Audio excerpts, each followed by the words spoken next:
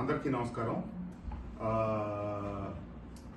గత ఆదివారం నాడు మైలవరంలో కాపు వన సమారాధన సందర్భంగా నేను గౌరవ సామినేని ఉదయభాను గారు తదితరులు అందరం ఆ కార్యక్రమంలో పాల్గొనడం జరిగింది.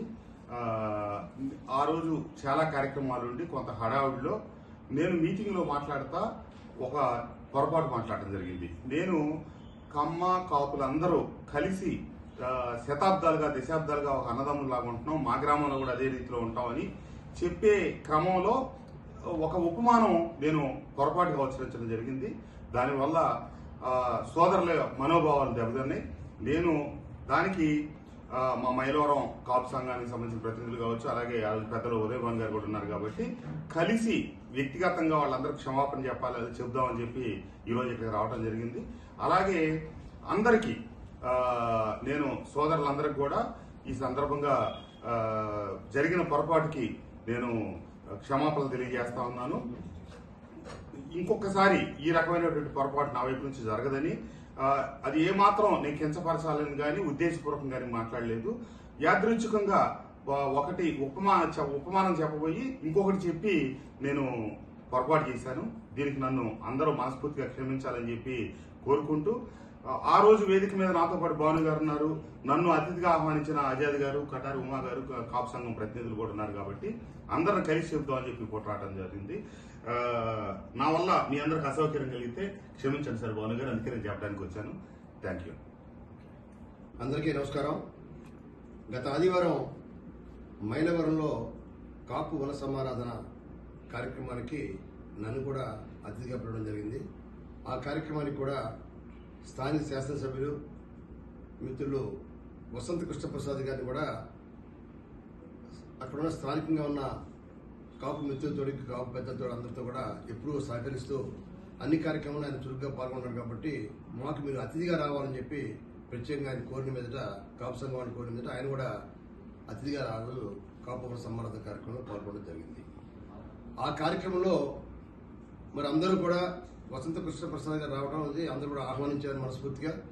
సహజంగా కేవలం మైలవరమే కాదు, మొన్న జరిగిన గత ఆదివారం మచిలీపట్నంలో కూడా స్థానికంగా ఉన్న ఎమ్మెల్యే, స్థానికంగా ఉన్న మాజీ ఎంపీ, ఇతర కులాల వాళ్ళు కూడా గెస్ట్గా పిలిచారు. ఈ రాష్ట్రంలో కొన్ని చోట్ల కుల సంఘాలలో స్థానిక ప్రజాప్రతినిధిని పిలవడం అనేది ఆనవాయితీ. అది అందులో తప్పేం కాదు.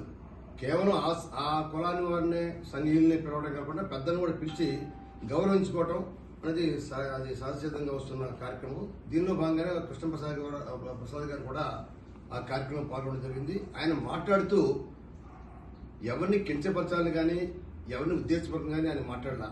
గ్రామాల్లో పూర్వం పెద్దకమ్మవారు, చిన్నకమ్మవారు అనేవారు ఉంటారు. అది నాకు కూడా తెలుసు. పెద్దకమ్మవారు అంటే కొంచెం బాగా డబ్బున్నవాడు, భూస్వాములు. పెద్దకమ్మవారు కొన్ని ఇంటి పేరుని బట్టి గ్రామాలు పిలుస్తూ ఉండేవాడు. చిన్నకమ్మారంటే కొద్దిపాటి రైతుని చిన్నకమ్మారు అంటారు. పొరపాటు చిన్నకమ్మవారు అనే బదులు కాపురు అనే మాట వచ్చింది అక్కడ. అది మాట అట్లా ఫ్లోలో చిన్న కాపు అనే బదులు కాపు అనే మాట, చిన్నకమ్మవారు అనే బదులు కాపురు అనే మాట ఆయన పదాలు దొల్లింది. అది ఎక్కడ కూడా ఎవరిని కించపరచడం ఉద్దేశం కాదు. కృష్ణప్రసాద్ గారు అందరినీ చాలా ఉత్సాహపరుస్తూ చక్కగా మాట్లాడారు. కాబట్టి దయచేసి దీన్ని కొంతమంది మిత్రులు రకరకాలుగా సోషల్ మీడియాలో పోస్టులు పెడతా ఉన్నారు, దయచేసి గమనించండి.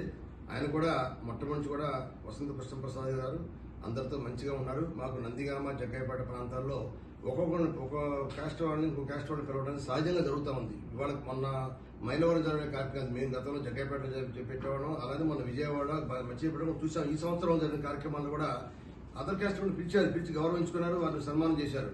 సో దాన్ని మాత్రం దయచేసి మొన్న కృష్ణప్రసాద్ గారు మాట్లాడిన మాట ఎక్కడ తప్పు కాదు. దయచేసి ఏదైనా పొరపాటున ఆయన మాట్లాడిన మాట తప్పు అని అంటే దయచేసి ఆయన మన్నించమని కూడా కోరారు. కాబట్టి ఇది పెద్ద మనసుతోటి ప్రతి వారు కూడా దీన్ని గ్రహించాలని చెప్పి కోరుకుంటూ తీసుకున్నాను. నమస్కారం.